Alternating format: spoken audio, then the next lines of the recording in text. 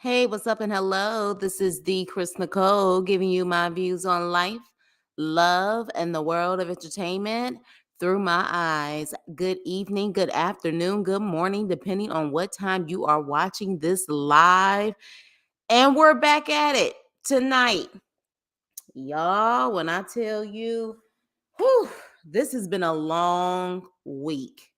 And I think even my fur babies are starting to feel it. Like, what is going on with our mommy? Because you guys don't ever hear them, but you heard them in the last live. So I am going to make sure that we continue on with this reality TV show, Who the F Did I Marry? And yeah, we're going to get into it because we're going to go from episode 11 all the way to 21 hopefully tonight. And of course I'm going to try to speed things up because she's long-winded, and she even said in her last 10 episodes, she said, I apologize because people saying I'm long-winded and I talk slow, I'm very detailed. No, it has nothing to do with detail. You're long-winded and you talk slow. So with that being said, you guys, yeah. Hey, Yuli. Okay, let me see what you guys are saying. Hold on. Make sure you hit the like button on the way in. Hey, y'all. Hey, Chris. Child, I finished it today, and I just want to say she has more resilience than me because it would not be me. me. I can tell you that. Yeah. But I think also that's why, like, my title also talks about being battle tested. Um, I think desperation, of course, can cause people to do things that they normally wouldn't do, but also what kind of life experiences that, has she really had to know the signs and what to look for and what to actually do. And so far what I've seen, I haven't seen every episode or every video. I don't know really what type of life experiences she had. Maybe she was really sheltered. Maybe. Hey, Nene. Hey, Shayla. Hey, Tashonda. All right, you guys, we are going to get into it because did y'all see Jillian? But I'll tell you this. From my understanding now, Homegirl is about to go to all of the places that she did not get to go with her lion ass ex-husband. Apparently now she is getting a free trip to Paris.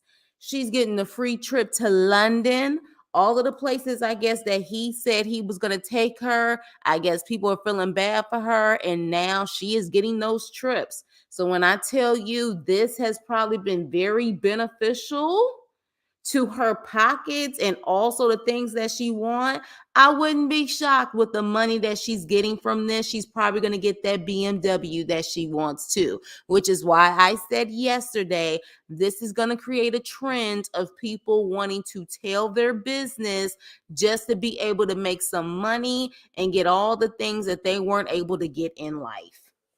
Yes, I just said that. She's about to go to Paris, France. Yes, and I doubt she's paying for it. She's getting probably sponsored. So then that way, all she has to do is just, put whoever gave her the money or whatever company, all she has to do is promote them, and she's going to have free trips. She's about to live the life that she has probably never, ever experienced. She's about to live the life all because of these 50 videos. So let's do this. We're going to start off with episode video number 11. So for this part, I'm just going to give you some backstory on the family. Pause all the stuff about the house, pause the stuff about the car. This is backstory on his family, my ex-husband's family. All right, follow me. My ex-husband's parents, mom and dad, are both deceased.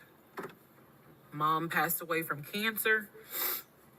Dad passed away shortly after her. I'm not sure what he passed away from. So he has a number of siblings. He has two, with his parents, he has two siblings, two brothers. One is older, lives in Philly. One is younger by 2 years, lives in Nashville. He has two sisters. One, Shantae, is older, lives in Douglasville with her husband and two kids, a boy and a girl. Younger sister, Kim, is the baby, lives in Augusta with her husband, worked at, I think he told me, Procter and Gamble. That was the story. He had two half brothers that were through his dad. One brother lived in Baltimore, the other brother lived in Augusta. The brother that lived in Augusta, I have physically met in person, shook hands, hugged, all that. The brother that lived in Baltimore, I have FaceTimed with, talked to him. The brother that lived in Philly, the older brother that he looked up to, I have never talked to him on the phone. I would always talk to him um, through my ex-husband. So the conversation would be like, "Hey, babe, brother so and so said, hey." He didn't call him brother so and so. We'll call him John. John said, hey. Hey, John. I would be in the bathroom doing my hair, brushing my teeth. Hey, John. And he'd be like, did you hear? He said, how you doing? I was like, I'm good. How's he doing? Because that's just me. And so he would relay back and forth, back and forth, back and forth. He talked to John every day from starting around July after the grandmother passed away. He would talk to John every morning. We both would be getting ready for work and he would be on the phone with John. They would be talking for 30, 40 minutes, talking about football, talking about other siblings. They would be talking about cars. It was really like not a big deal. They would talk about the brother in Baltimore, they would talk about the brother in Augusta, and then they would reminisce. This is the conversations I could hear. Let me explain. When I say I can hear a conversation, what that means is I am physically standing near him or next to him where I could hear him with the phone up to his ear talking to someone, because it wasn't me. Okay? I may not hear the other person because the phone call may not be on speakerphone. But what I hear is, for example, I hear, hey man, what y'all doing? Oh, for real? Y'all barbecuing this weekend? What y'all making? Oh, that's what's up. Nah, I think me and her gonna stay in this weekend because, these numbers is looking crazy with COVID. Yeah, she over here. She's sitting right here. She watched the TV. Okay, hold on. John said, hey. Hey, John. You heard her? Okay. All right, bruh. I just wanted to check in on you. That's the type of conversation I'm explaining. Okay, so I hope that gives a little more clarity about the type of conversations I'm hearing. Pause. I know you wouldn't do this in most conversations that your significant other would have with family, but haven't y'all ever been in a situation or a relationship where there are times at least where they do put that person on speakerphone so you guys can have a conversation? Like the fact that it never occurred with the older brother, she claims. I'm just like, you never had those moments with those particular people. You just constantly heard him talking but never ever spoke to him. Like every relationship I've been in, there has at least been at least one or two exchanges via speakerphone where I'm talking to that person that's on the other line, or I would take the phone from my man because that person on the other line wants to talk to me, or vice versa. I again, what I would like to know what her background is. And so far with the videos I have seen, she doesn't really explain her background. She's just talking about this story. But let me continue. So, I don't know why this light keeps going out. Okay. So that's how he would talk to his siblings. The grandmother passed away. He called me around April or May and told me that his grandmother passed away. His grandmother, on his dad's side, had died suddenly from COVID. She had symptoms. She went to bed and did not wake up. He was distraught. He was crying. He wasn't eating. He was just sitting there, listening to music, not watching TV, just sad, because he was like, my grandmother was always my support system. So from what I saw, it really bothered him. I did not think anything of it. I'm one of those people. If you tell me somebody in your family passed away, I'm gonna believe you, because I don't play about death. And I guess I expect other people don't either. Um, however, however, that is not the same for everyone else. But we'll get there. So, family. He had his sister Shantae, who lived in Douglasville. Like I said, she was married with 2 kids. Apparently, she was a nurse. So when I had my miscarriage, that was a sister that he was like, my sister will take you to the hospital. Like, that's what family does. Okay. I had never met Shantae. I've been on the phone, or excuse me, I've been around him when he was on the phone with Shantae. Never heard her part of the conversation. But he would be talking to his sister. That's what he said. That's what it sounded like, too. Now, what is interesting is that we lived maybe 35, 40 minutes away from Douglasville. So there were plenty of times that he had invited me to go with him to his sister's house. Okay, let me tell you how this would always work out. Total times he invited me was probably 3 times for different barbecues or whatnot. The first time he invited me, I was like, nah, I ain't going, because again, COVID. And she's a nurse. Hell no. The second time he was like, yeah, she invited us, but I don't think we should go because COVID. No. The third time I agreed to go. I was like, absolutely, I'll go meet your sister. Like, that'd be great. On our way to her house, to Douglasville, to go see the sister, apparently he got a phone call. The phone was always like on vibrate, but he got a phone call, and he told me that something came up, and so she had to cancel the barbecue to get together, whatever. And so I was just like, oh man, okay, well, hopefully we can go another time. It didn't happen close enough for me to have red flags, if that makes sense. But at this point, as y'all probably like, girl, you so blind.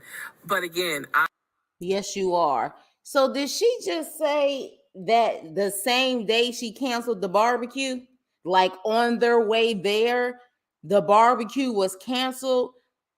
Realistically, how many times does that happen, y'all? By the time people are getting to the barbecue, food is being cooked, all of that stuff is being prepared. If anything, you could at least come by and get y'all some plates. So, like, come on. This is not, you know what I'm saying, like a restaurant situation, like a barbecue. That takes preparation. That takes getting the grill together. That takes some time. Even if you had to cancel it or cut it short, I've been to some barbecues where some drama hit the fan before I got there, but I still got there and got my plates and left. I sure the hell did. So, again, again, the resilience or the ignorance every single time. Exactly. She should have titled this The Lies I Told Myself. Exactly.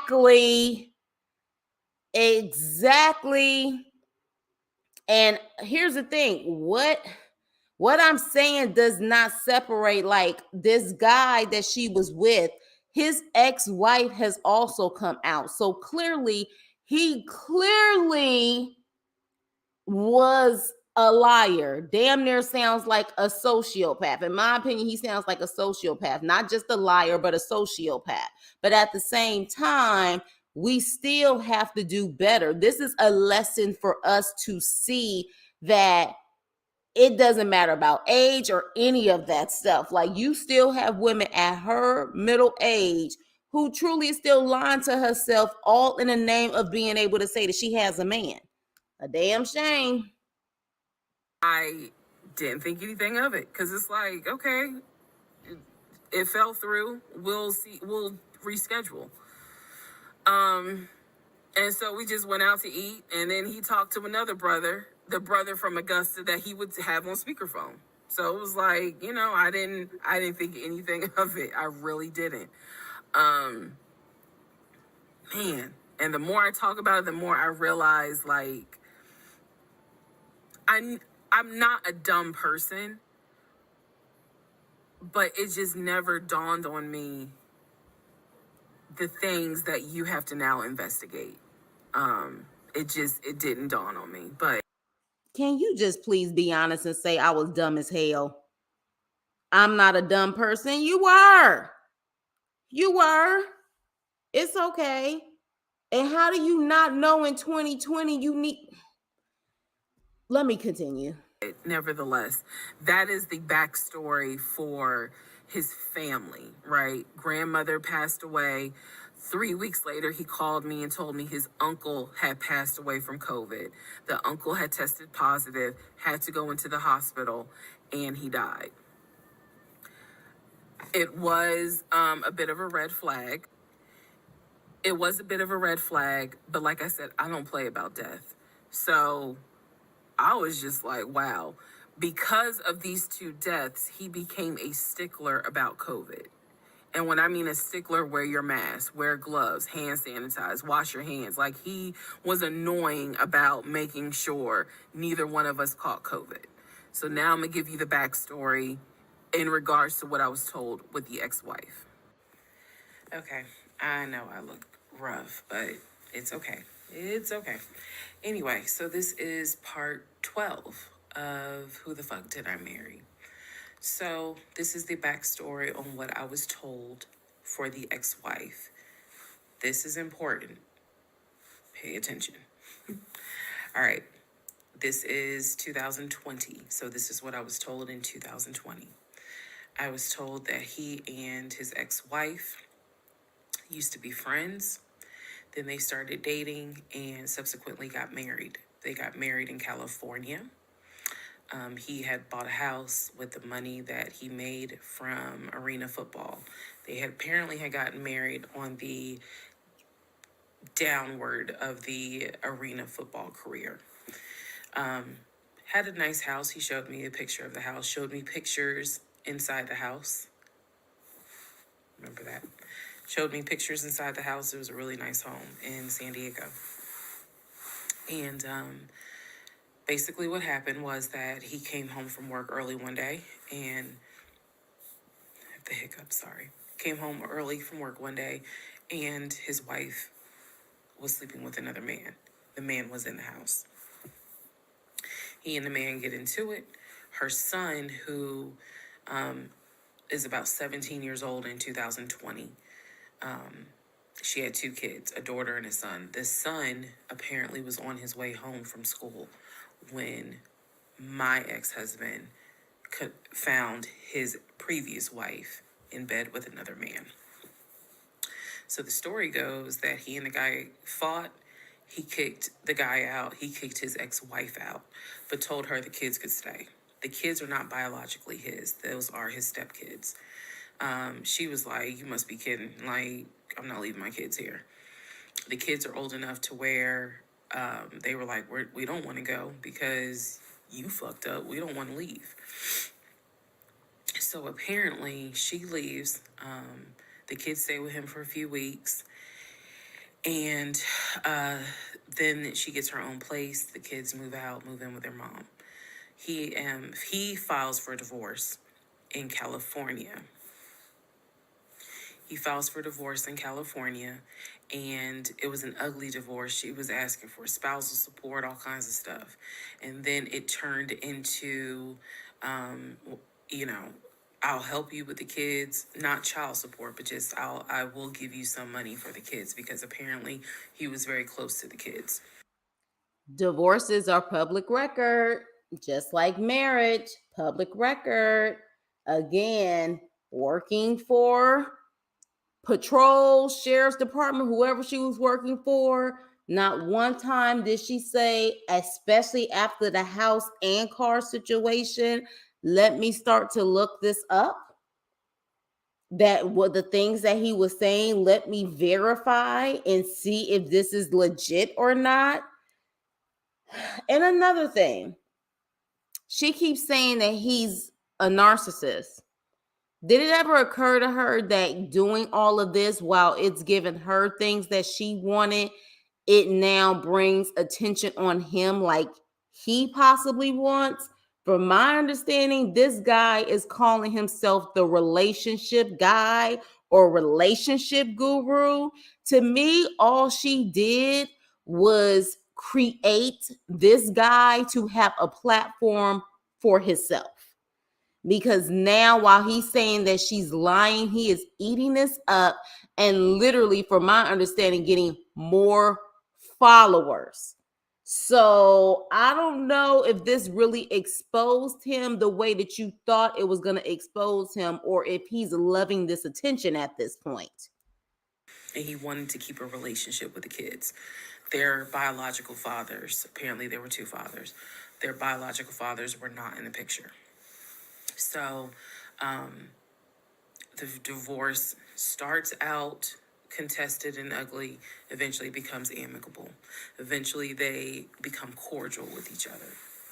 So my ex-husband moved. This is all before he ever met me. So I'm telling you the story of what I was told in 2020. So eventually, about 2 years later, is when his job approached him about an opportunity to transfer to Georgia. And so he took it. New beginning, fresh start. He has family in Georgia. He took it. He told me this story pretty much the second or third conversation we had. So it was always from the beginning that she had cheated. He caught her, and he had filed for divorce, but he was still close to the kids. They still had a great relationship. I've heard him. I've heard him on the phone with the kids, just encouraging them, helping the 17-year-old like with homework. The kids really apparently. You heard him. Can you please stop saying you heard him on the phone with his brother or the kids? You didn't hear no damn kids. You didn't hear no brother. You just heard him with the freaking phone to his face. That's it. You didn't hear no conversations. Stop saying that. Thanks. Really wanted to meet me, and I was fine with that. Um, he would he would send them money, if they needed something, because he loved the kids as if they were his own. I'm telling you the story as I was told it in 2020. So let's see, around April or May of 2020, he informs me that his ex-wife has moved to Georgia. Apparently, she's staying with her sister in Gwinnett County. So she has moved to Georgia. The two kids are now in Georgia. And so when he tells me all this, I'm like, so what's that supposed to mean? Now, I will say this. He never made it seem as if she wants him back. He never presented that. It was always, no, we're cool for the kids. We're cool for the kids. But he's never presented that she was trying to get him back. I feel like it's fair to her for me to say that. And again, stay with me. It all comes out. But that was the backstory in regards to the ex-wife. That they got married in California, they divorced in California, and then she eventually moved to Georgia, to Gwinnett County, after he had transferred to Georgia for his job. He did tell me that, every now and then he'll get a text message from her. He told me that he, told her when I was pregnant, he felt like she needed to hear that from him instead of hearing it from the kids. And we got into a bit of an argument about that, but honey, in the big scheme of things, that anyway. So we got into an argument about that. I felt like that's none of her business. But that's the overall backstory of her. So remember, because there will be a quiz, but just remember, he Um, Met her in California, married her in California, divorced her in California. She moved to Georgia, to Gwinnett County after he moved to Georgia. Are we clear? Okay. Okay. Part 13 of Who the Fuck Did I Marry? Um, so I've kind of given you guys all the backstory. Let's just kind of recap real quick. So I told you how we met in March of 2020. Basically, Georgia got shut down. I keep saying shut down, got locked down. We decided to quarantine together. I know it was crazy. It was crazy. Um, I really liked him and thought he liked me. So I told you guys how we met. Things moved at a rapid pace. Met in March, moved in together pretty much beginning of end of March, beginning of April. Found out I was pregnant in May. Lost the baby in June. Had to have surgery in July. Started looking for houses. Started looking at cars. All this stuff happened literally between March and the end of, in August is when I got my car. So, got a car in August. He paid the down payment for that car, which I was shocked by. And no, it was not a BMW or an Audi. It was a Nissan Altima, but I loved that car at the time. So he paid the down payment for that car. He told me he would help me with the car payment. The biggest mistake that I made, and I'll explain why I say this. The biggest mistake I made was that I signed myself up for a car note, where I knew I needed his help to pay the car note. I knew better. Pause.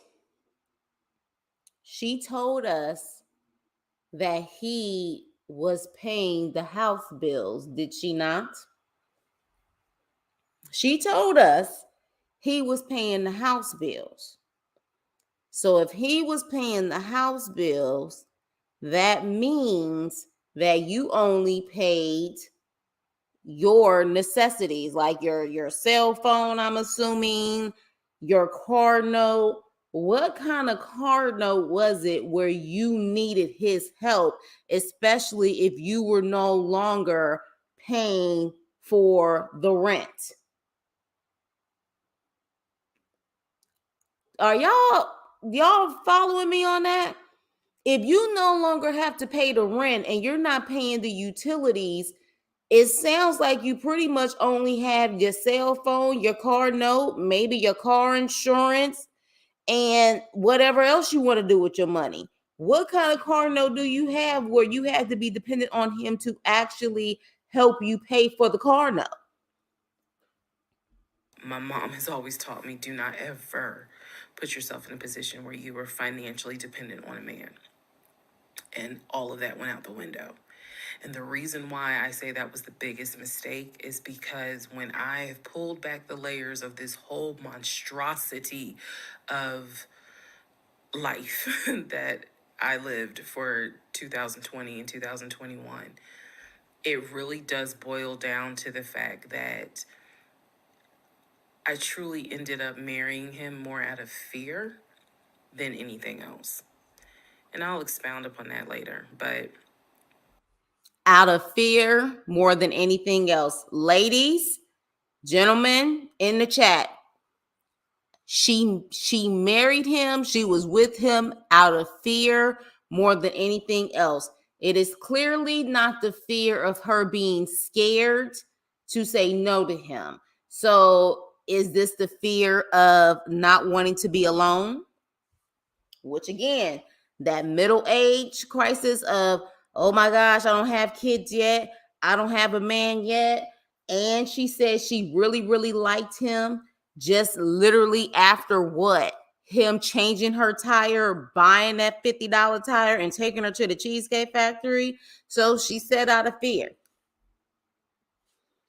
Hey, biggest mistake was not taking this guy. Exactly.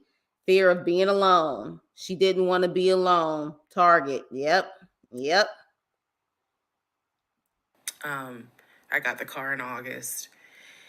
And by this point I was exhausted of looking at cars. I was mad that I didn't get a BMW X5 dark blue with cognac interior.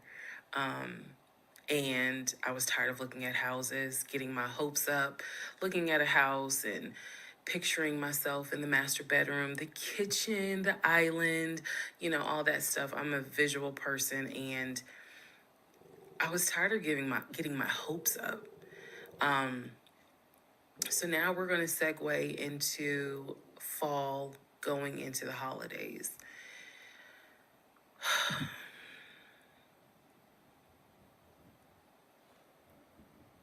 Girl, get to it. Here's what happened. In October, we looked at another house. This house was in Marietta. Absolutely gorgeous. It was gorgeous. Now, y'all know damn well they could not afford no house like that. If her freaking Riverdale townhome was less than $1,000, something like that a month, y'all see that house? I don't care if the South is cheaper to live. There's no way in hell they was gonna be able to afford this house. And again, if you truly love yourself, and I don't hear her talking about self love at all so far, if you truly love yourself, you're not lonely. You're not lonely. Being single doesn't mean that you're lonely. That's what she's missing. I want to say that the house was about $700,000. I really liked the house. I could see myself living there. I could see myself cooking there. And so subsequently, my ex-husband put in an all-cash offer on that house. I watched him put an all-cash offer in on the house. Our real estate agent, Scott, called us about 24 hours later, and he said, the sellers love your offer. The offer was an all-cash, full asking price offer. 700,000. Let that sink in for a moment. He said the sellers love the offer. They are asking that you show proof of funds so that they can accept the offer. My ex-husband said, Real estate agent should have had that shit from the beginning. See, this is what I'm talking about. It's the blind leading the blind in this situation. The real estate agent should have already known what they had ready to go. I will show proof of funds when they accept the offer. The seller said, great, we'll accept the offer when you show proof of funds. So basically, we got into a standoff. And if you're a real estate agent or you work in real estate, I would love to know your thoughts on this. I had asked people in my personal life, like, have you ever heard of this before? And I've had plenty of people who said I side with the ex-husband. I would not show my bank statements until they accepted the offer. And then I had other people who were like, I wouldn't accept an all cash offer unless I verified that the person can pay. So I'm just curious what your thoughts are. Okay. So our real estate agent called us and was like, guys, the sellers are giving you 2 days to show proof of funds. I had the letter that he showed me from Chase. I sent that to Scott, but that was for a mortgage. The offer was for all cash. So he needed to show proof of funds that he had the cash to pay $700,000. He didn't show it. He refused to budge on showing them proof of funds until they accepted the offer because he was afraid that they were going to create a bidding war. So what ended up happening was Scott called us and said, I apologize because I didn't do my due diligence as a realtor. He said, before I ever started showing you guys a house, I should have collected your pre-approval letter and proof of funds. What I just say. That is real estate 101. You need that before anything. There's too many scams going around. You need that. He said, so at this point, my broker has informed me that I cannot show you guys another house until you show at least us, meaning the real estate firm, until you show us proof of funds. And so I'm just like, well, I'm telling my ex husband, just show them the fucking proof of funds. Like, what's the problem? And so it was a lot of, I find that this is really unprofessional because it's not our fault that you didn't do your job correctly. It got a little ugly and it got uncomfortable because I'm like, I don't understand why you don't show them proof of funds when you clearly just signed a document stating that you're putting an offer in at full asking price. This was the same thing that the realtor was saying. He was like, but you just signed an offer. So what's the problem? Like, you want them to accept the offer and then you'll show everyone the proof of funds? And my ex-husband, without missing a beat, said yes. So Scott did his best to work with the seller and say, look, accept the offer. He'll show you, he'll open the books, he'll show you the proof of funds. These sellers were like, no, that's not. And it wasn't so much the sellers, it was the seller's agent. Big respect to the seller's agent. But the seller's agent was like, no, that's not how we're doing business. He needs to show those proof of funds before I advise my clients to accept his offer. Period. If he's not willing to do it, we'll go on to the next offer because they did have another offer on the table for it was less than asking price, but they were willing to accept that offer over the all cash offer because those people had basically shown proof. So subsequently, the house.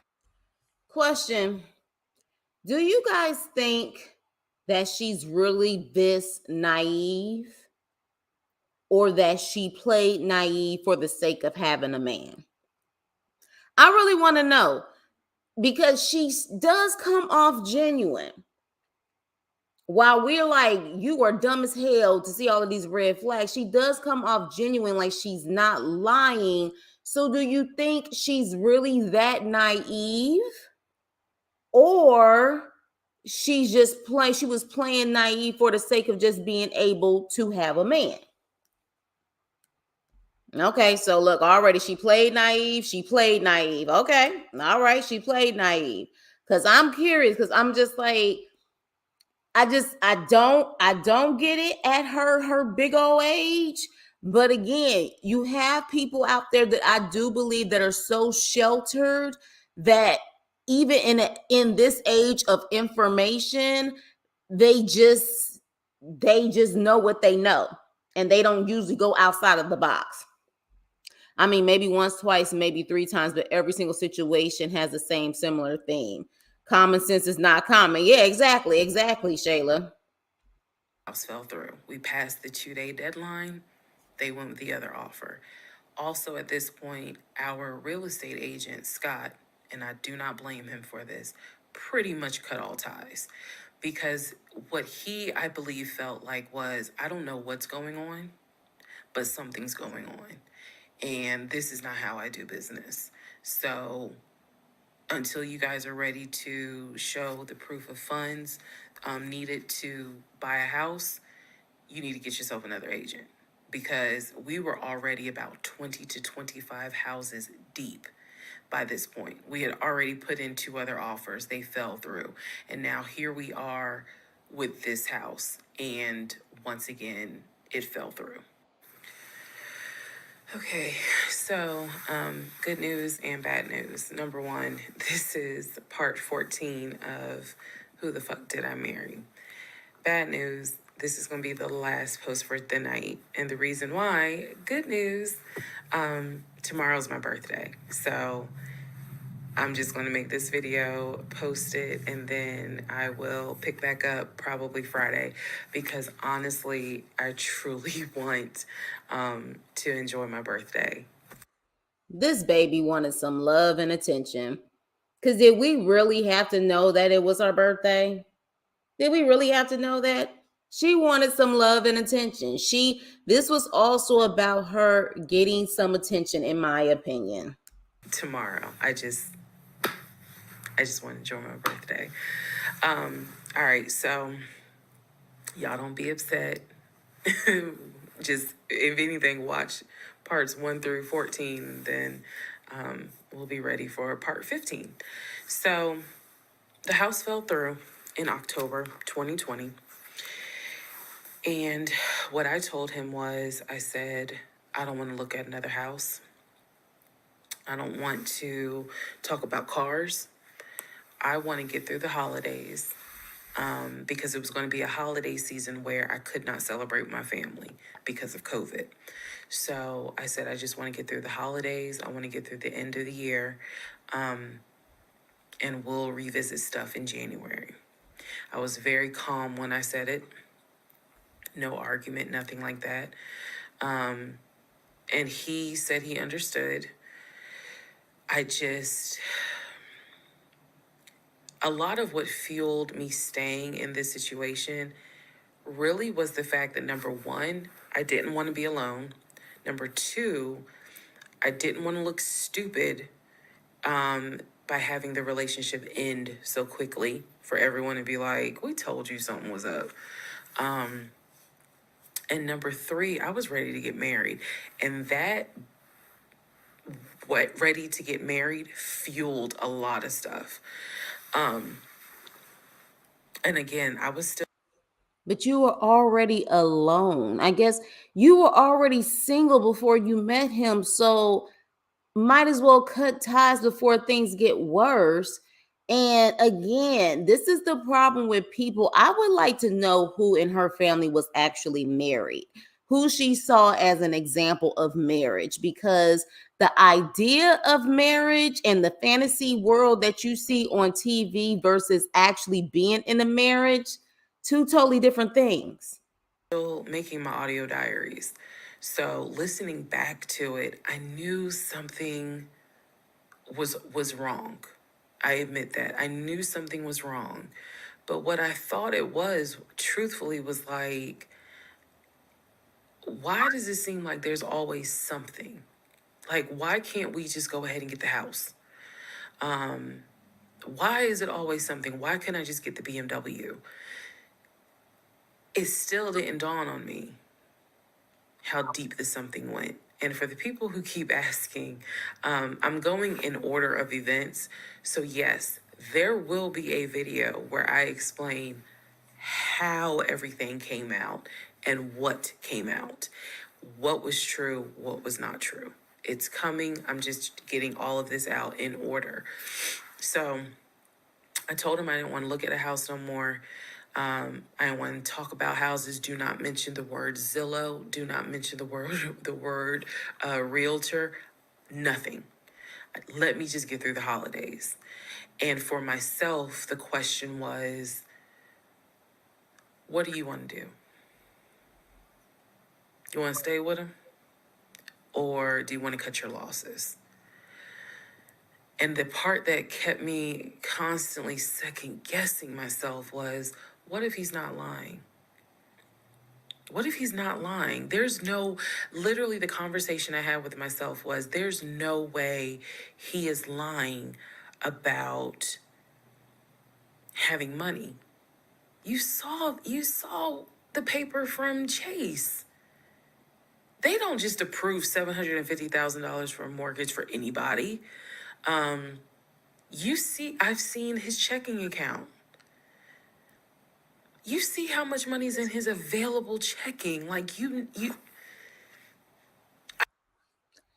Okay. Denise, I don't know if you're still in here. Joseph, I know you're in here. Those who understand the game of Atlanta. I don't know about y'all, but even if you just visit Atlanta a couple of times, Atlanta for a very long time has been known to be scam city. There are plenty of people in Atlanta who are fake balling, okay? fake balling. And it's so much easier to do in Atlanta because compared to places like LA, the Bay, and New York, you can still be able to stretch your money out way more in Atlanta than you would in those other major cities. Fake balling is a thing in Atlanta. Again, how long has she been there to not understand this? Like how, this is something that's known in Atlanta. I don't think he's lying.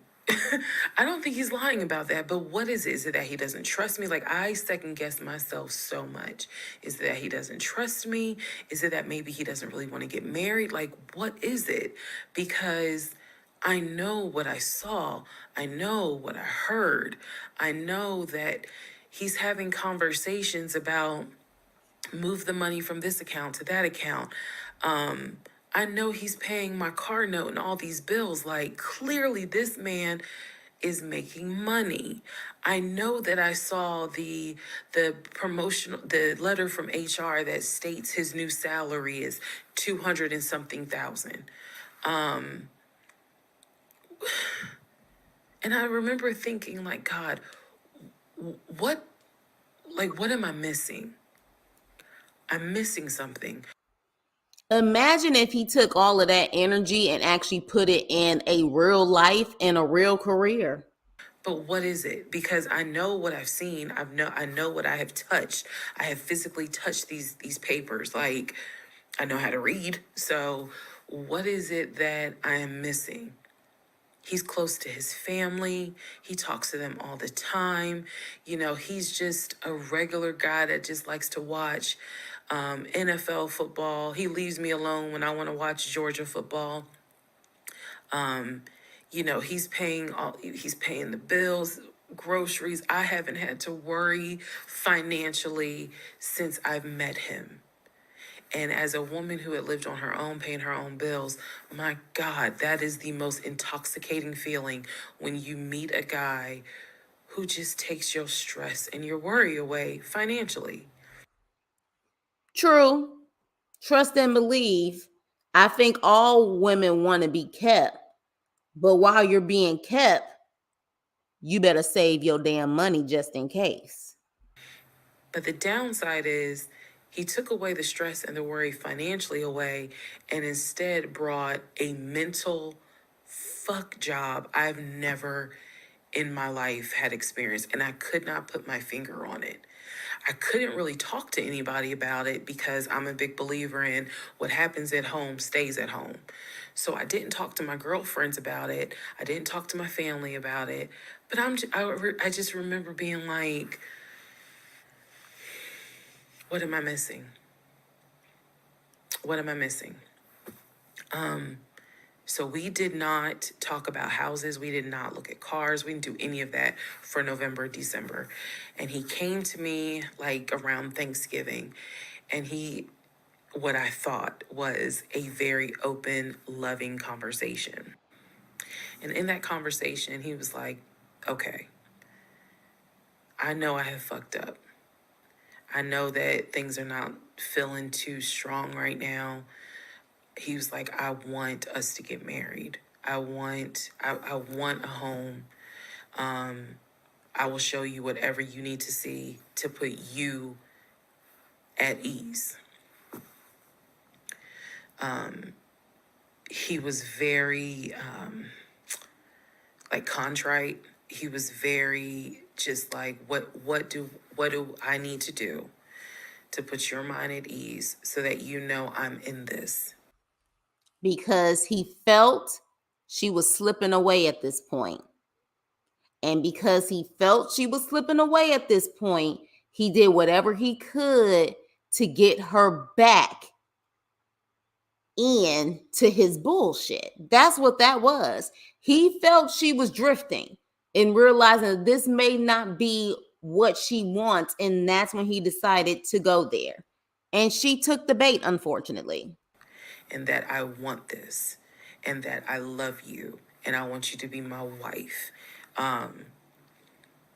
So I was like, show me your accounts. He showed me his checking. Now, did y'all catch that? Did y'all catch that? What can I do to put your mind at ease? Show me your accounts. Y'all catch that? What y'all think about that? What can I do to put your mind at ease? Never mind the other stuff that we already know he was lying about. Show me your bank accounts. So again, she was in it for the financial gain. So, in my opinion, was it even really about love for her? That's the first thing you say to him with all of the stuff that he's lying about from family and everything else. You just want to see the bank accounts. So it makes you wonder if he actually legitimately had money, but was still a sociopath and lying about his family. Would she have cared? Think about that. He showed me he showed me one of his savings. He showed me a Chase savings. He did not show me the offshore, and he did not show me the US bank. So he showed me those two accounts, checking and Chase savings. So I knew that there was money. What I saw in those accounts, there was money. I told him, I was like, if we're going to buy a house, I want it to be through the mortgage on Chase. I don't want to deal with this proof of funds shit no more. I said, I do not want to look at another house until the beginning of the new year. He said, okay. That is when we then had a conversation. So I guess I lied because we are going to have a part 15 or 16 tonight. But that is when we then had the discussion about marriage. And that is where religion came into play. Yeah, I'll give y'all the other part tonight. Stand by. Okay, part 15. Who the fuck did I marry? So in December of 2020, around beginning of December, we had a conversation, kind of a come to Jesus heart to heart conversation.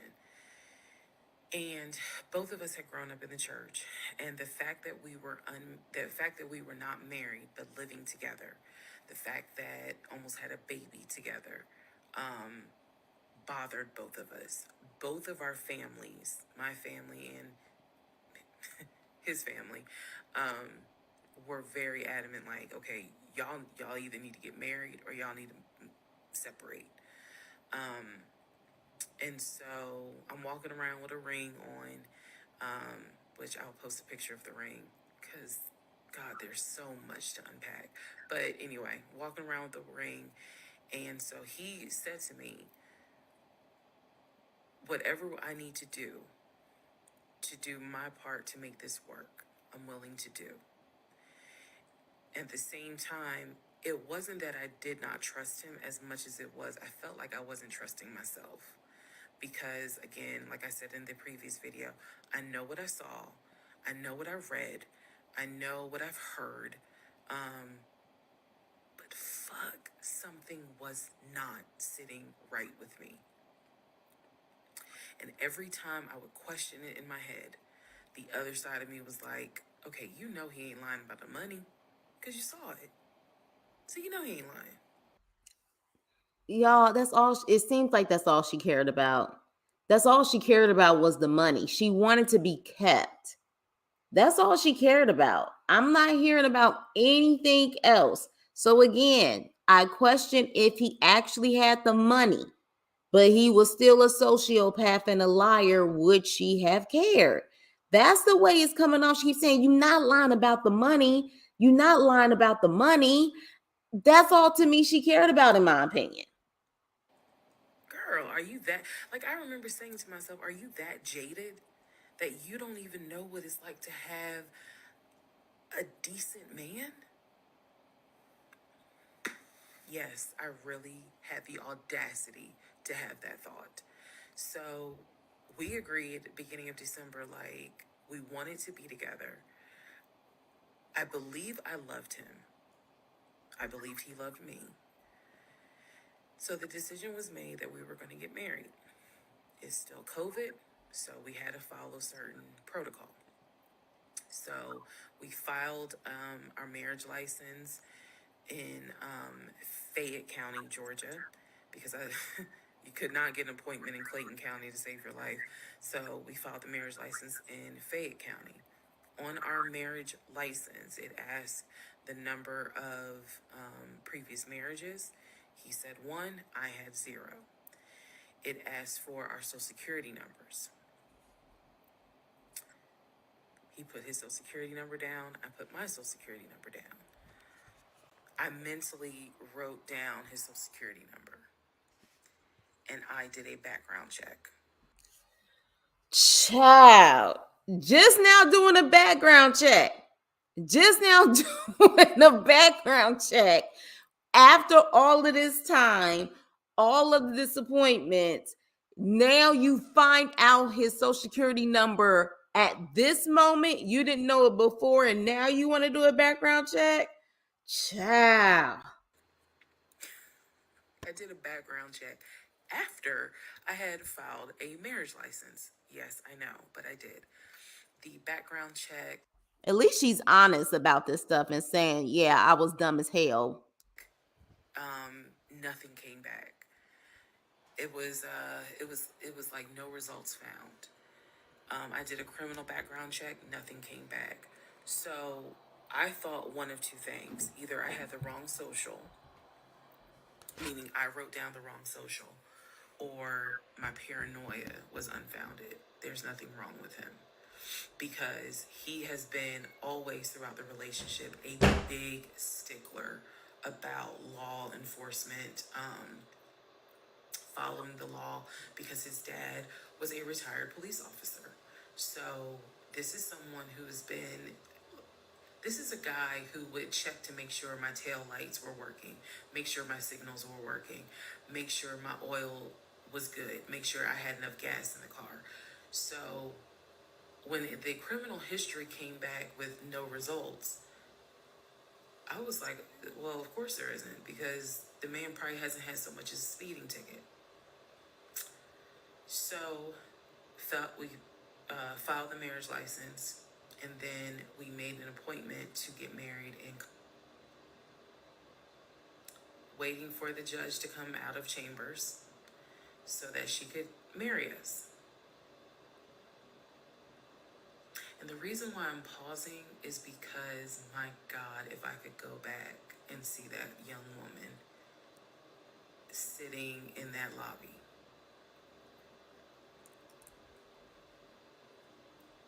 Wow. I know we can't go back in time, but damn, if I could go back in time, I would. Immediately, I didn't tell anyone I was getting married because I was afraid that we had tried before in September and something came up. So I didn't want to tell anyone. I didn't want to get anyone's hopes up. I didn't want to get my hopes up. I wonder if she comes from generation after generation of women in her life who have never been married. I wonder if that's the case, and that also made her so blinded that she wanted to be like the first one to say she was married. I know that's bad, but again, said I would be honest even if it's ugly. I told my mom, my family that we got married, told my friends, they could not believe it. My mother was relieved, but she had no idea about what was going on. My aunt was more like, really? You married him? My friend, the one who took me to the hospital for the miscarriage, was like, I wish you would have told me, like, you deserve to have people there, take pictures and celebrate and all this other stuff. And she was like, she's the type of friend, if you like it, I love it. You rock with him, I rock with him. The moment you don't, I don't either. So she was supportive. My other girlfriends were happy for me. They just hated that I had to get married during COVID. Because they were like, we would have loved to have, thrown you a bridal shower and a bachelorette party and all of that. It just sucks that you couldn't experience that. So we got married on a Tuesday. Um, on the way home, stopped and got some wings. Went home, and I had to get ready to go to work the next day. How attractive. You got married and got you from some probably JJ Cricket wings. That's what you did. You had a better first date than what you got after you got married. Interesting. And life.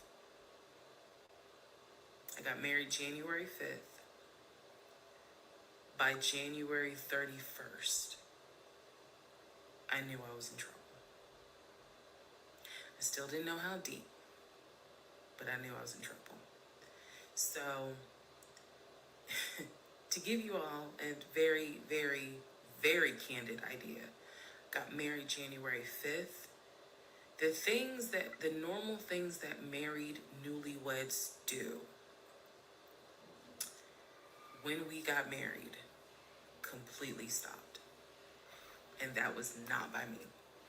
You always hear men talk about, man, now that we're married, she don't. In my case, it was the exact opposite. It was the exact opposite. So, anyway, because this is not a forum to be all R-rated or whatnot, but y'all get what I'm saying. So, we got married January 5th. January 6th, I went to work. It was a lot of people congratulated me because it kind of word got out that I had gotten married. January 7th, I filed the paperwork to change my last name. And if you were following me, you can go back like 15, 16 videos, and I talk about how I had to change my name back to my maiden name. But I changed my name within about 3 days of getting married. My attitude was, this is the bed that I made. I'm going to do right by him. I'm going to do right by my marriage. I took marriage seriously. And when I married him, I absolutely married him thinking, I'm going to be with you for the next 40, 50 years. So we're going to have to figure this shit out. That was my mindset. I did not get married to turn around and be divorced in 6 months. But I got married January 5th, 2021. And by January 31st, I knew I was in serious trouble. You knew you was in serious trouble from the beginning. You just ignored it. So that is where we are. The next set of videos, the next set of all this will be me talking about how things went downhill before it crashed and I found everything out. In the meantime, tomorrow is my birthday. So, happy birthday to me. The fuck did I marry? This is the interlude, basically.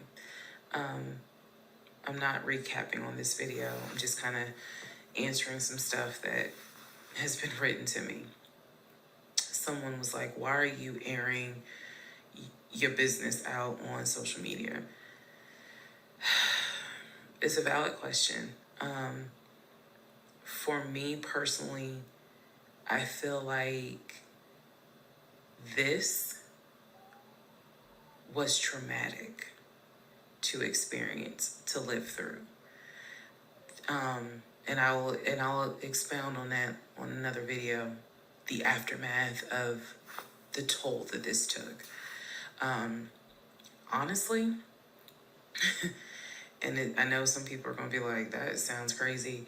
It is kind of cathartic to get this out because I cannot tell you how much of this has been internalized since 2020.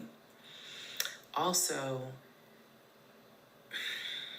I don't want to seem like a cautionary tale to other women or to men for that matter, but to my sisters, to my ladies, white, black, Hispanic, Asian, doesn't matter. If something does not sit right with you, investigate it. I cannot stress that enough. If just one woman watches these videos and she's like, you know what, something don't sit right with me, let me look into this, then it was worth it. Yes, it is a Lifetime movie. Yes, it is Netflix. I'm going to pass this interlude, but I will say this. I respect the fact that I'm sure she's getting positive and negative comments and she's not defensive. So I can definitely appreciate that because you decided to put this whole story out there. So you can't really, I mean, you can, but you can't really get defensive. And she's not. She's really just being very honest and open, even if it makes her look stupid. So kudos, I guess, on that part. I'm going to pass this interlude. Yes, it is. It's a valid question. No, move, move. But at the same time, and I'm not perfect, I mean, not perfect at all. None of us are. But I do feel like when I sit back and I replay the events that happened, I truly cannot believe that was my story. Because all I wanted was to meet a guy, for him to be my best friend, for us to get married, have a family. I wanted someone I could make fun of his big old forehead and he make fun of my nappy head and all my wigs, and yet he was my ride or die. I wanted someone that I could be like, man, help me with these kids, and he helped me with the kids. We had a nice home. We were comfortable. That is what I wanted. And I've said this before, and I say it again. I truly thought, I truly hoped it was my turn. You see the women who are, so happy and, they're in these loving marriages and life just looks good. I really, really wanted it to be my turn. And so I excused away a lot of stuff that I hope the next woman who sees this does not excuse, because I don't wish this on anybody. I don't wish this on anyone to feel the way I felt the moment I discovered the whole truth. So I just wanted to say that because I think it's important to try to answer the why is she posting this? Honestly, I was tired of holding it in. I was tired of holding it in. And I hope it helps somebody. Okay, let's all take a deep breath. Let's all get some sleep. If you don't have anything to do and you just want to wish me happy birthday, wish me happy birthday tomorrow, February 15th. Shout out to Team Aquarius. Good night. Girl, you making Aquarius look bad. Part 17, who the fuck did I marry? So, for context and just to clarify some stuff, going forward, I'm going to now call my ex-husband, I'm going to use the name that I call him in real life. So that way it clears up the whole fiance, boyfriend, husband, ex-husband thing. So, his name is Legion. Anyone that knows me will tell you that is what I call him. So, Legion and I, when I left off at part 16, part 15, Legion and I got married January 5th of 2021. For the first 2 weeks, things were fine. We got into like a routine, basically. I would go to Seems to be 2 weeks is the thing with them. 2 weeks move in, first 2 weeks of marriage, fine. work, he would go to work. He was still leaving the house at around 6:15 every morning. He was still on the phone with his brother, the one that lived in Philly, every morning. They would just, that was their time to talk. From what I was told, the brother got off work. I guess he must have worked the third shift. And so he was getting off work as Legion was getting ready to go to work. So that was the perfect time for them to talk. He would talk to his brother in Baltimore and the brother in Augusta. Pretty much, just a quick phone call here and there, if not every day, every other day. So everything was pretty much the same. I would talk to my mom almost every day. I would talk to my aunt almost every day. So it was nothing to kind of, that's weird. That's what the morning routine was. He would talk. So I worked at Georgia State Patrol. And I said this in a previous video, but again, there were things I said in previous videos that I remember saying, hey, remember that because it's going to come back later. So I worked at Georgia State Patrol. I had been working there for almost 8 years, 7 or 8 years by the time Legion got into the picture. 7, 8 years she worked for law enforcement. I can't. Let me continue. He was fine with the fact that I worked within law enforcement. I'm not a trooper. I'm not a sworn officer. I'm a civilian. However, again, his dad was a retired police officer. So he was perfectly fine in the beginning with the fact that I worked for Georgia State Patrol. He had been to my office before. He had met some of my co-workers. Obviously, even with COVID, because I still had to go into the office 2 or 3 days a week, he had been up there. So the friend who took me to the hospital when I had my miscarriage has met him. He and I have been to her home with her and her significant other before. So again, even in the world of COVID, when there were little times where you could get together with people, he has met people in my life. He has met my friend, or that particular friend, and he has met some of my coworkers. So when we got married, the first 2 weeks, like I said, was fine. And then it's as if something snapped. Something just changed. What was totally acceptable before, suddenly little comments were made. Why are you wearing that to work? You get off at 3:30, so you'll be home by 5, right? Things that had never happened before. He had never questioned what time I'm gonna be home. Really, he didn't need to question it because when I'm off work, I leave. So it was never a situation of, oh, I'm just sit around at work and just run my mouth because I have nothing to do. And then it turned into, he would call me every day from work. And I'm going to demonstrate how those phone calls went. But he would call me every day from work.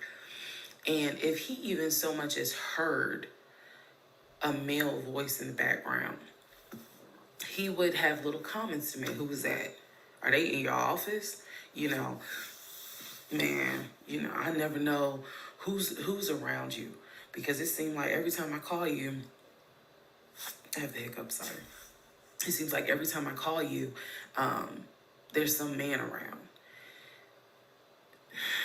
And I'm just like, at first I kind of shrugged it off. I laughed it off because it really truly was absurd to me. But then it became a bit more frequent. And so I really just didn't feed into it because I'm like, I don't know if this is some insecurity. I don't know if this is jealousy, because nothing has ever been done to make you feel any sort of insecure type of way. I've never entertained another guy, never flirted with another guy. Like, I don't know where this is coming from. So it is also important to note, we got married January 5th. Things started changing around 2 weeks later. And the reason why I know it's 2 weeks is because I had recorded an audio diary on January 21st is the date of the audio diary. These audio And I diaries. talk about how maybe I had unrealistic expectations because it seemed as if things were changing with he and I. So 2 weeks pass. He starts making little comments. End of January comes, he informs me that he wants to start looking for a house again. I had no real desire to go through that process. So what he decides is that he's going to look for a house for us using his friend, the realtor, the one I did not meet. So he tells me that he and his friend have been talking and he's going to start looking at houses. And what he's going to do is basically, if he feels like it's a house I would like, then he wants to show it to me. Because he feels like, I know that your attitude really isn't, you're in the mood to look for a house. So I'm going to start looking. And then if I think it's a great house, then, you can come see it. And I remember thinking, that's not gonna work. You're not gonna choose a house without me. He was like, no, I'm not gonna choose the house, but I just think that, me and old boy have been talking, and so he has some houses that he is representing. He wants to show me. So why don't you let me look at it? And if it's worth the time, then I'll bring you to look at it. So he already had some sort of plan in place after talking to his friend about how he's going to start looking at houses. This is the end of January 2021. So I kind of threw my hands in the air and was just like, whatever, because I'm not getting emotionally involved in looking at houses. And for me, that's kind of what it was. I felt like I would see a house, I could picture us living there, and then it gets snatched away somehow, some way. I didn't want to go through that. So the reaction that he wanted, which was for me to throw a fit, I did not do. I was just like, okay, all right, like I trust you. And remember that I said the reaction he wanted, because that's going to come back later. So he started looking at houses. Funny enough, the houses that he looked at, none of them I actually saw. But he would call me and say, I'm at this house in Sandy Springs with the realtor friend. Apparently his realtor friend's name was Scott, not to be confused with the other Scott, the one that was actually helping us, that dropped us as clients. I want to make that clear. There were two Scotts. One is the realtor who was representing us, who said, hey, I need proof of funds. If you don't have those proof of funds, I cannot show you any more houses. The other Scott is his friend, who he had talked to on the phone at least 50 to 100 times in front of me. You know what's so crazy?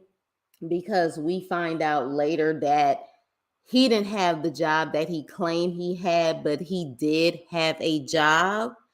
Between his job and her job, they probably could have found property they could have bought in Riverdale or some other place, and they could have had a starter house, built some equity, and was just able to kind of upgrade from there after, just having something to start off with, to have a write off.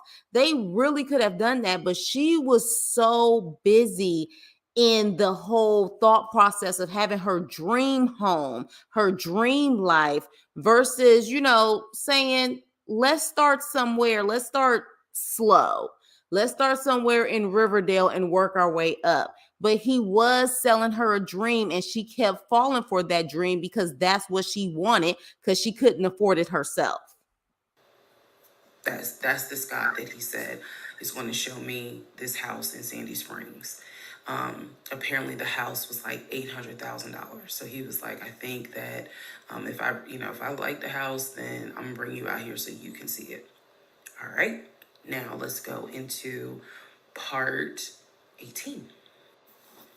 Okay, part 18. Who the fuck did I marry? So he starts looking at houses in Sandy Springs, Alpharetta area with his friend Scott. I did not see any of these houses. I did not go. I didn't want to go. So what was starting to change is, remember I said before, he would leave the house every day at around 6:15.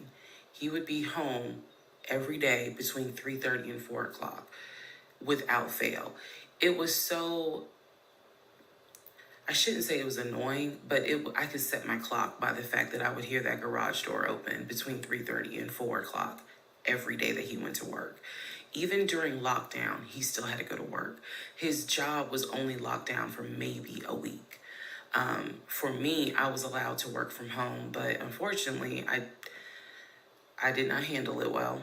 And so I would fall asleep and not check email. So my boss was like, yeah, you're going to have to come back to the office because you're not trustworthy. And I wasn't. I mean, I would watch Netflix and not even be on my computer. So I had to start going back to work every day, 5 days a week. And I was, me and another lady were the only two in there because we were the only two who did not handle work from home properly. Anyway, that's another story. So Legion would, he started to not come home by 4 o'clock. He started to come home 5, 5:30, 6:30, sometimes 7 o'clock, because he was saying that he was looking at houses after work with his friend Scott. So it definitely was noticed that things are changing. And at this point, kind of emotionally and mentally, I was just like, I don't know what to do. This is the end of January. Remember, I told you in part 15, I got married January 5th. By January 31st, I kind of knew I was in trouble. And by the end of January, sure enough, I knew things were changing in a way that I was like, I hate to sound redundant, but what the fuck is going on? So he's still maintaining the story of looking for a house, looking for a house. I had already let him know my lease is up in August. When my lease is up in August, I am moving to Cobb County. And then my attitude was kind of like, you can go with me or you can stay here. I don't care, but I'm moving. I'm leaving Clayton County. The reason why I was so adamant to move was not because of Clayton County. It was not because of the house that I was in. It was because Legion had started to create this narrative that he was beefing with my female neighbor. He was trying to get me to believe that my female neighbor to the left of me somehow was interested in him. And so she would make these little comments, and he would come in the house complaining about her and her music and the fact that she had, different men over to the house. It was driving me crazy. And all of this was kind of starting in January. So when I say that, it really seems like we got married January 5th, and then we had 2 weeks of peace, and then something just snapped. I literally mean something just snapped. So he's looking at houses. Now we're moving into February. February obviously is my birthday month. He did good. He did good to make Valentine. He went all out for Valentine's Day. He went all out for my birthday. My birthday and Valentine's Day are February 14th and February 15th. So he went all out on both days. Y'all ain't even gonna believe this story. But I said I would share even when it makes me look bad. So, the weekend after my birthday, and what I mean by that is if my birthday was on a Tuesday, we're talking about Saturday. The weekend after my birthday, he gave me money to go to the nail salon, go get a manicure and pedicure. So I leave the house. I take his car. His car was in the driveway. We had a key to each other's car because, again, we're married at this point. We're talking February 2021. So I take his car and I drive to the nail salon over in Morrow. I'm in the chair getting a pedicure and I get a text message from my husband saying, someone was just at the house looking for you. And I'm like, who was looking for me? Who was it? And he said, I don't know. I think it was some dude. This is through text. I don't know. I think it was some dude you used to mess with. Okay. Um, I was like, what are you talking about? He was like, I'm telling you.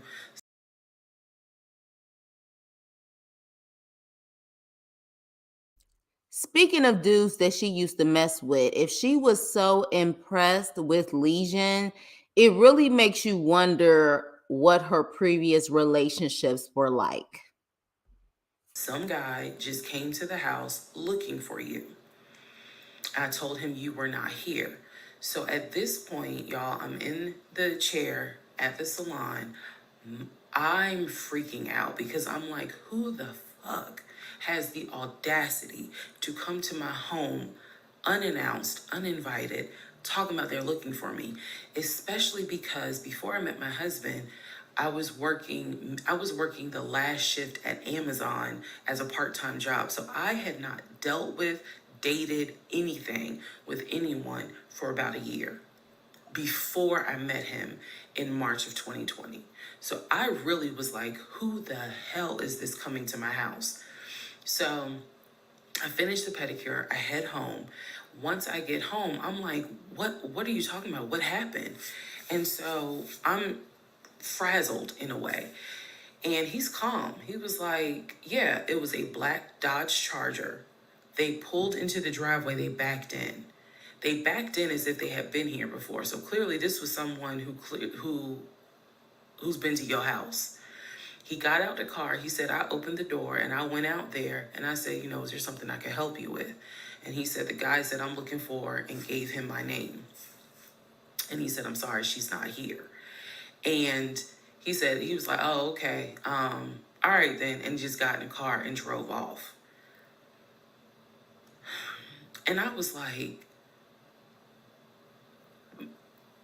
my brain stopped working because I'm thinking, who the heck could this be? A Dodge Charger? I was like, are you sure that it How convenient is a charger? We know the stereotypes of chargers now, don't we? wasn't law enforcement? Like, was it the sheriff's office trying to serve me with a lawsuit for a credit card I didn't pay? He was like, no, he was in regular clothes. He was like, and it was not a, Did y'all just hear that? She said, were they trying to serve her for a credit card she didn't pay? Did y'all just hear that? Are they trying to serve me for a credit card I didn't pay? That means you had a credit card that wasn't in pay for a very long time. Am I the only one who just caught that? What kind of struggle was she going through when she claims this guy was paying the majority of the house bills? At that point, with your job, you should be able to take care of all of the other stuff because the rent is being taken care of. What the hell are we listening to here? a police car. It was on a marked unit, basically. And so I'm just like, who the heck could this be? And he was like, I know who it was. And I said, who? He was like, I think it was your ex. I said, what ex? He was like, the one that you had dated for 2 years. Remember back in like part 3, part 4, I told y'all, he told me about his ex. I told him about mine. I thought we were being honest with each other. So now, fast forward to February 2021, and he's telling me, yeah, I think it was the ex that you had been dealing with for those 2 years before you met me. I said, so you think that he showed up to the house uninvited after 2 years? And he was like, well, whoever it was clearly was comfortable backing into our driveway, getting out the car, and was like, I'm here to see, and gave him my name. And so he was like, she's not here. Is there something I can help you with? And the guy was like, nah, it's cool. And then just got in the car and drove off. So again, brain is like, who could this be? So then Legion says to me, you know what? The way that you reacting to this is real suspect. And I'm like, what are you talking about? He was like, you over here freaking out. I told you I took care of it. I told you it was fine. And you over here freaking out, which makes me wonder, what have you been up to? Now, let's go to part 19. Okay, part 18. Who the fuck did I marry? So he says to me, the way you're acting is real suspect because I told you it was fine. I took care of it. He was like, I ain't even worried about it. He was like, obviously, that nigga didn't know that you now married, that you've moved on. And so now he knows it. But for me, it was the fact that I don't do pop-ups. Don't come to my house unannounced. So if someone has done that, for me, it automatically feels like a violation and it feels like it needs to be addressed. So it was not as simple as, I already took care of it, it's fine, let it go. Nah, we ain't letting nothing go because you don't have my permission to show up to my house. And before this turns into something where I'm going to be on Fox 5 News, I need to address that with you because that is not okay. So he didn't like the reaction I had to the story he told me where someone basically disrespected my home. And he felt like my reaction was really suspect. So what I'm gonna get into the little details that he did not know about. So he tells me again, it was a black Charger, a black Dodge Charger. They backed into the driveway. A gentleman got out of the car and he asked for me by name, and Legion said she's not here. So I asked him, what does the guy look like? And he said, he was like, why does it matter? I said, what the fuck does he look like? So Legion proceeds to give me the most generic description you can give. He was like, well, he was shorter than me. Ex-husband is about 6'3", 6'4". He was shorter than me. He was brown skinned. I said, did he have a hat on his head? Mind you, I understand that before marriage, I was a damn fool. I understand that. But every woman has that moment where you only gonna fool her but for so long. And eventually puzzles start coming together. For me, I felt like moving into marriage, certain things started coming together. So I said to him, did he have a hat on his head? He was like, nah, he ain't wear a hat. So in my mind, I am mentally going down a list of every possible man it could be. And it was only like 4 men. I had been in that house about 3 or 4 years at this point. So I knew all of the people, and I'm talking about from maintenance down to ex-boyfriends. It was a total of like 4 men. So when he said that it was a black Charger, I immediately was like, okay, I know that crosses out one. He said he was shorter than him. All of them were shorter than him. I said, did he have a hat on his head? He said, no, that crossed out one because one in particular was a maintenance guy who always wore a hat on his head because he had like a bruise or something and he was just self-conscious about it. So he always wore a hat. That leaves 2. So I said, was he muscular or was he skinny? So Legion's getting all frustrated. I said, just answer the question. He was like, well, he was kind of in between. And I said, okay. He was in between. I said, so was he light skinned or was he dark skinned? He was like, I told you he was brown skinned. I said, was he my complexion? He said, no, he was brown skinned. That eliminates one. So now there's one left. And yes, the one left would have been the ex that I had dated for 2 years. And so he was like, I know it was your ex. I know it was your ex. And I was like, that don't make no sense. I need for the ex of 2 years to come out. I need to know what that relationship was like, low key. I need to see if there's a pattern with her. We already know there's a pattern with Legion. I need to know if there's a pattern with her.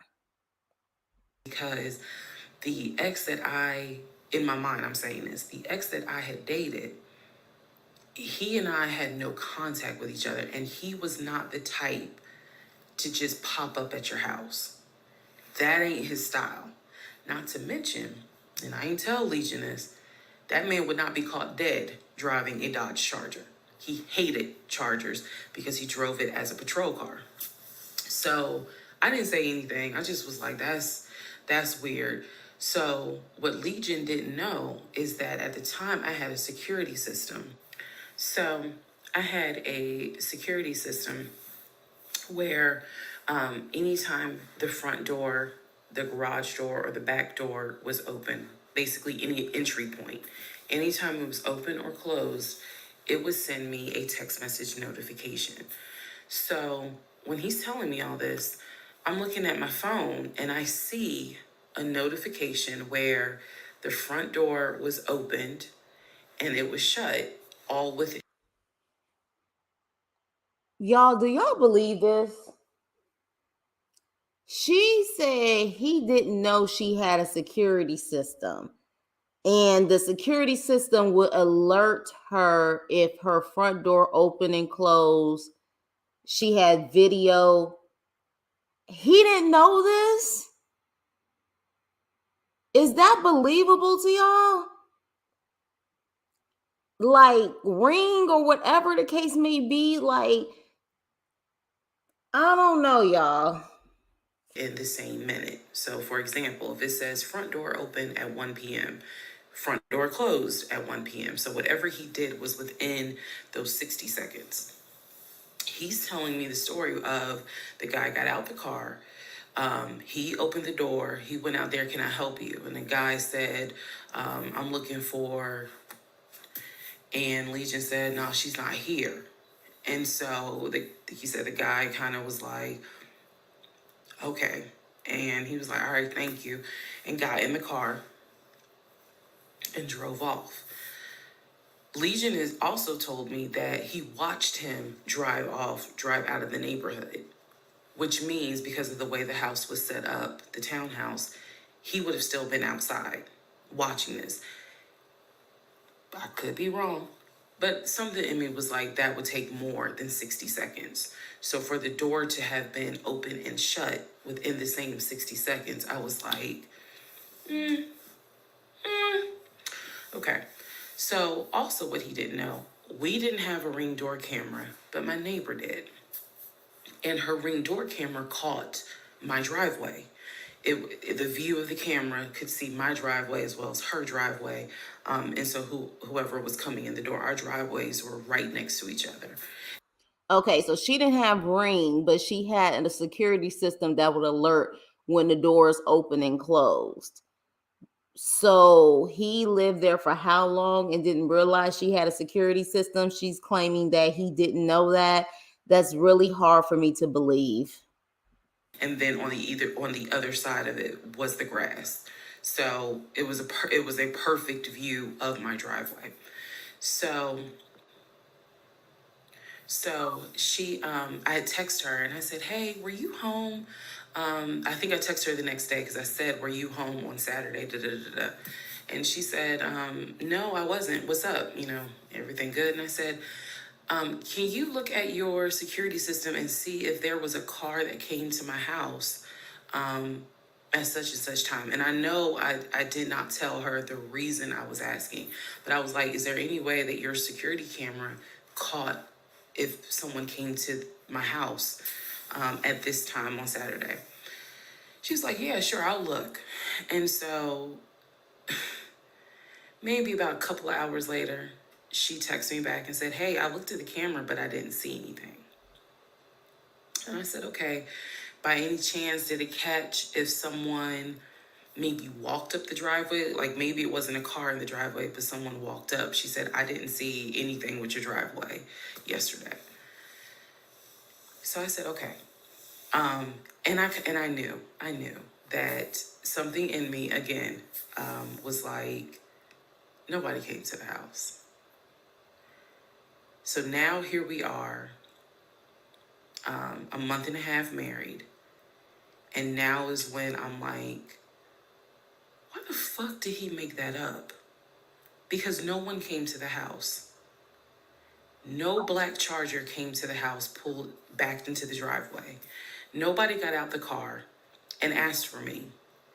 Nobody was looking for me. So now I was sitting in the bedroom thinking through all this, and I'm like, why the fuck did he make that up? Because that's what happened. I'm looking at the text messages on my phone where he's telling me someone just came to the house looking for you. But no one came. So what was the purpose of that? And then something said to me, something in me said, he wanted to see your reaction. He just wanted to see the reaction. You had been too calm, and so he wanted to see a reaction. So this man gaslit me like I was Georgia Natural Gas just to get a reaction. Welcome, ladies and gentlemen, to part 20 of Who the Fuck Did I Marry? So you were able to understand all of that, but still not understand that you need to get the hell out of that relationship. Got it. All right, part 20 of Who the Fuck Did I Marry? So after the black Dodge Charger incident, things were quiet. Legion was fine. Legion slept just fine. Me, that shit played over in my head for days and days and days. On one hand, I was like, I know nobody came. My head knew nobody came to the house. My heart was like, but maybe he didn't make it up. So the head and the heart were absolutely playing a tug of war because, again, I really couldn't fathom that he was making it up. But nevertheless, I filed it in the back of my mind in my little filing cabinet, my mental filing cabinet. So a few weeks later, we go out to eat at this restaurant in Atlanta. It's a burger place, and I'm going to do my best by the time I post this to put the name of the burger place on the screen. So we go to. Why? Wait a minute. Hold up. Why is she promoting the burger place? Why is she promoting the burger place? Why couldn't she just say a burger place? Why is she promoting the burger place? I don't know, y'all. The burger place, eat dinner, everything was fine.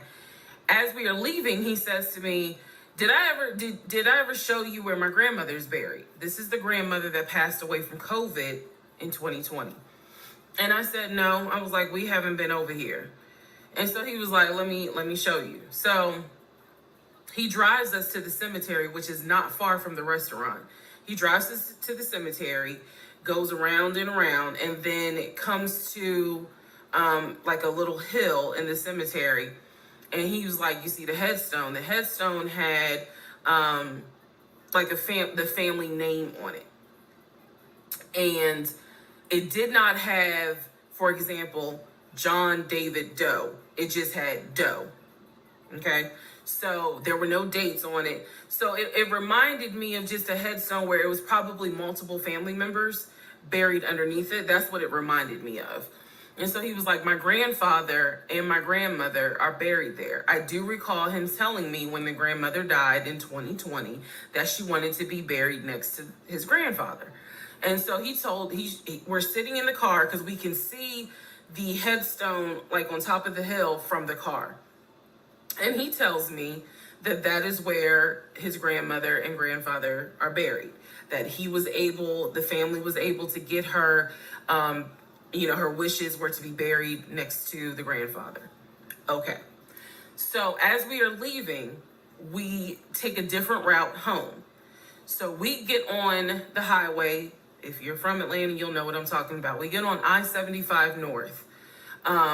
And we're kind of we're just driving around, to be honest with you. But we're taking a scenic route. We get on I-75 North because the reason why I remember is because when you're on I-75 North going towards Atlantic Station, on the right-hand side, you will see the Varsity. You'll see all these tall skyscraper buildings. One of the buildings has the letters NCR on the building. As we're coming up towards the building, he says to me, do you see the NCR building? I said, yeah. He said the building behind it My job bought that building. That's where we're going to have, we're setting up operations. And I was like, why the hell would y'all buy a condiment company in downtown Atlanta? He was like, no, we're not doing production there. It's just going to be offices, and that's where we're going to handle like the business portion. The production is still being done in Gwinnett County out in Duluth. And so I was like, oh, okay. He was like, that's where I keep the company car. So I was like, the company car? I said, aren't you supposed to be bringing the company car home? And he was like, I don't want to bring the company car home because it's Clayton County and it's a $90,000 car. And I don't want no problems. So he's telling me that he keeps the company car at the building downtown Atlanta that's behind the NCR building. I barely could see what building he's talking about, but he was like, it's the building right behind it. And so he's telling me that that's where his office is. So I said to him, take me to your office. I know it's a Saturday, but shit, you one of the VPs, right? So take me to your office. No, I had not been to his office simply because, again, COVID. So I was like, take me to your COVID my ass. If he was able to go to your freaking job, you were able to go to his. You wasted all of that time, got married, and still didn't know where he worked at, never been there. Ugh, y'all, I need some more wine. office. And he was like, I can. He was like, that's no problem. So do I have the other phone? I do. So y'all are in luck. So I can maybe reenact how this goes. So he gets off the exit and starts driving towards the NCR building. While he's driving towards the NCR building, he always has kept his phone in his left pocket. This is my left hand. So he pulls his phone out and he starts calling. He tells me he's calling Willie. Willie is supposed to be the head of security. So he's saying, let me call Willie real quick to make sure that the building's open. So he proceeds, this is another phone, but he proceeds to go ahead and call Willie. We're still driving, by the way. We're still driving. I'm on the phone, scrolling through Facebook, trying to figure out some random shit. But he's driving with the phone up to it. So driving with the phone, next thing I hear, hey, Willie, it's Legion. Hey, how's it going? I'm good. Hey, is the building open? No, I just want to take my wife up there so she can see it and see my office. Are you up there right now? You're not? Okay, is Mr. Justin working? Okay. So is there anybody up there that can physically open the building? Because I don't think my badge is going to get me at least in the front door because of it's on the weekend lock. You're a VP and your badge can't get you into the front door because it's a weekend lock. Oh gosh, Reesa, Tisa, whatever your name is. Oh my gosh, you are dumb. Okay. Okay. All right, let me know. All right. Thank you, Willie. Bye. Y'all see how I did that? He's having this whole conversation while I'm sitting in a passenger seat. So then he gets off the phone and he says to me, Willie is not working and Justin apparently called out sick. So the building is locked and my badge won't get us in the front door. He was like, Willie's going to see if there's someone else that can open the front door so we can actually get in. He's like, my badge will get us on the floor, but it will not get us in the front door. No one ever called. What? The badge will get you on the floor, but it won't get you in the front door. Did I hear that correctly? Did she just say the badge will get us on the floor, but won't get us through the front door? Y'all let me know if I heard that correctly. How could it get on? How can you get the badge can get you on the floor, but not the front door? You got to go through the front door to get on the damn floor. Am I losing it? What the hell? Called. So when he's getting off the highway, he basically turns onto Spring Street. Again, there's all kinds of shit I distinctly remember. He turns onto Spring Street so that he can then get on 75 South so we can go home. Never saw the office that day. But again, this is where he's saying that he keeps the company car.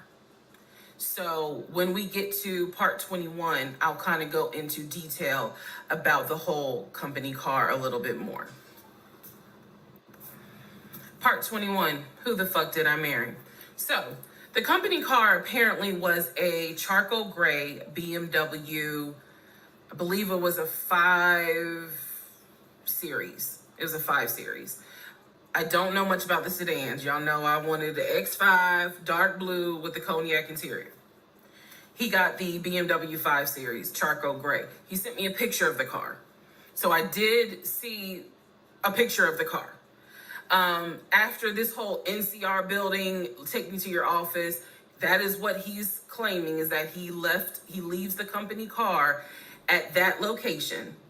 He's saying that he drives from Riverdale to Midtown, switches out cars, and then drives from Midtown to Duluth. Those that don't know how Metro Atlanta is, basically Midtown would be in between where we live and Duluth. I only know that he left the house every day at 6:15. I know that I never physically saw the company car come to our home.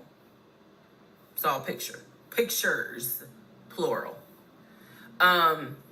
So when he told me that he got a BMW 5 Series, keep in mind this is after I had been promised a dark blue X5. And there it is again. The material things that she wants. There it is again. She ain't really talking about the fact that she wants a man of integrity, a man of honesty. She keep talking about, but you seen the bank accounts, but I wanted the BMW. You hear all of this? Y'all hear it. So I was a bit salty. I don't care if it is a company car. I was a bit salty. I will admit that. Because I felt like you get to drive the car that you know I really want, which is a BMW. And so he would call me from the car. He would tell me, yeah, I may just drive home in this car and not switch switch back to his personal car. He was like, I don't know. He did that a lot. And I realize now in 2024, he did that because he knew how excited I was to actually see the car. Because shit, I wanted to test drive it myself, to be honest with you. And he knew that. So, reactions. So he would say stuff like that, like, man, I'm so tired. I might just drive the company car, go ahead and go home. And then, just let me park it in the garage type thing. So eventually he stopped doing that because I didn't want to hear nothing about that car. I'm driving a Nissan and you driving a BMW after you promised me a BMW. So I don't really want to hear nothing about it. So in terms of the company car, I did see that it was according to the pictures, a charcoal gray BMW 5 Series. If you're asking me the exact model, I don't know. But I know it was a 5 Series because I know the 7 Series is slightly longer. So it's a 5 Series sedan. So after the whole situation with the cemetery to see his grandmother and grandfather's headstone, then there was the NCR. The office is open. Oh, it's not open. Justin ain't working. Willie ain't working. Willie's supposed to be head of security, but he ain't working. Okay. So at this point, I'm already numb. It is important for me to point out how numb I became dealing with him. Mind numbing, because I just got to a point where it was like, there's always something. There's always something. So, of course, we're not going to go to the office because there's going to be something. Um, so, this is the end of February. My birthday had already passed. There clearly was tension on my end, not so much tension on his end. So, I get home a couple of weeks later. We are now in the beginning of March. This is something personal about me. The only way you would know this is if you know me. I have been dying to go to London and Paris. Um, I had a layover in London when I did a study abroad, but it's not the same. I want to go to London and be a whole tourist. I don't care. I don't care. I don't care. Y'all, look, I ain't knocking no one's hustle, but to me, all of this is now really starting to come across that I am trying to put myself out there and promote myself to get as much as I possibly can. This right here is her not really telling the story at this point, but this is pretty much letting the world know somebody give me a trip to London, somebody give me a trip to Paris. Oh, and that burger place, since I shouted you out, give me a damn free 99 card or a free 99 meal. I want to see Buckingham Palace. I want to see the Tower of London. I want to see Paris. I want to see the Palace of Versailles. This is something, if you know me, you know she wants to see Paris. She wants to see London. So I get home from work. This is the beginning of March. I get home from work, and on the counter is a folder with like a little bow on it. And I'm like, oh, what is this? Is this like mail? Like, was this something that you got at work? He's like, nah, it's a surprise for you. I open up the folder. Inside the folder is like a trip itinerary. It is not an actual booked trip. It's like an itinerary. A trip for two to go from Atlanta to London. The trip should have happened, and it was the the month on there was like July, so it was a summer trip. So he tells me, I'm gonna take you to London. He was like, I wanted to take you for your birthday, but certain things fell through. He was like, so this summer in July, we're going to go to London. He was like, I've already made a reservation for us to stay at the Savoy. Again, there are certain things that my brain just was like, remember that, remember that. He said, I've already made a reservation for us to stay at the Savoy. I didn't know, as much as I want to go to London, y'all, I didn't know anything about the Savoy. And so I remember going to look it up because I was like, what is the Savoy? Well, apparently the Savoy is bougie, very bougie. So I was so excited. I cannot tell y'all how fucking excited I was when I saw that he had printed out British Airways. Like, he was speaking my language. I am one of those people, I'm a planner. So when he's saying, I'm going to take you to London, and he took the time to research flights and print it out and research the Savoy and print it out. And there were different not excursions, but there were different things that you could do. You could go see the Tower of London. You could go see Buckingham Palace, changing of the guard. We could go have high tea at certain places. He was like, I don't really want to go, but I know you're dying to go. So he was like, you know I love you, and I would do anything for you. Blah, blah, black sheep, have you any wool? And so he was like, I'm going to take you to London in July. The trip did not include Paris. She knew he wasn't going to take her to London or Paris. In my opinion, she is telling this part and she's being really excited because she knows this is getting her attention. This is by part 21. She has gotten so much attention at this point. She, in my opinion, is letting people know where she wants to go and is hoping that people will fund her to go. And apparently, it actually worked because, from my understanding, she's going to Paris and London at this point. That's fine. But I was so excited. So excited. And so this is the beginning of March. I was like, this is great. Hopefully this happens. I knew I needed to renew my passport. And he was saying that he had to renew his passport as well because his passport had expired. So both of us were like, okay, we need to get on this if we're going to try to make it to London in July, and it's now March. Me being the planner I am, I think I went to work the next day and printed out the passport applications so that we could fill it out and go ahead and get that process going. But she's so numb because there's always something that's happening. She's so numb. But this time around, she actually believes him. Okay.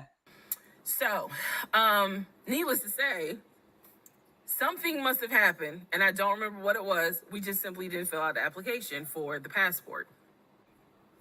So, fast forward, we're now at mid March. Mid March, the decision was made that my mom, who lived in Arkansas, was coming to visit us. She would be coming, I believe, the second week of April, and she was going to stay a week and then a few days. So, like, maybe a total of 9 days. Not quite 2 weeks, but a little over a week. So she was coming in April, and I was excited. Legion was excited because he was excited to physically meet my mom. He had talked to her on Zoom, he had talked to her on the phone, but he was excited to physically meet my mom. And my mom was. He talked to her on Zoom, but you never FaceTime to see him in this BMW. You never FaceTime him to see him at his job. But he can talk to your mom on Zoom where she can see him, but you never saw him in this BMW or at his job as this so-called VP. Was excited to physically meet her son-in-law. So this is mid-March. I'm going to go into part 22 where I explain what happened with Facebook Messenger.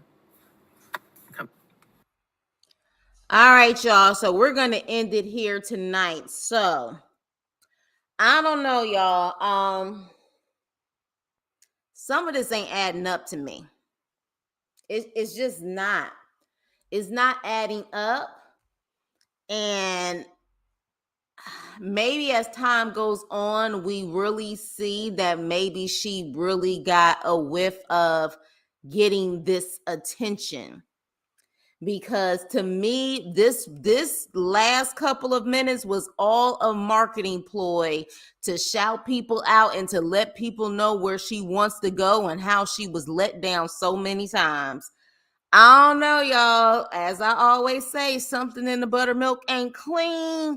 Something in the buttermilk ain't clean. But with that being said, you guys, do you guys want to continue this tomorrow night? Do you guys want to go from 22 to 32? Or should we skip to like the 30s? Because again, we got to go up to 50. Y'all let me know right now what y'all want to do. Y'all want to keep going from 22 to 32?